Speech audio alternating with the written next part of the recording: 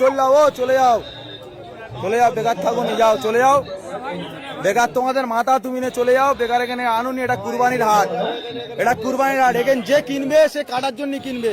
তাই তোমাদের মাথা তুমি কাটার জন্য, এখানে এটা কাটার জায়গা, এখান থেকে কিনলি সে কাটবে। তাহলে তোমাদের মাথা যে গেলে তোমরা ঘরে নিয়ে পুজো করো, বেকার এই মাঠে আনুনি। মাঠে আনলি আরো আমাদের এখানে আমাদের যে মোল্লা ভাই কিনবে সে ওটা কুরবানির জন্য কিনবে। এটা আমাদের বছরের একটা উৎসব।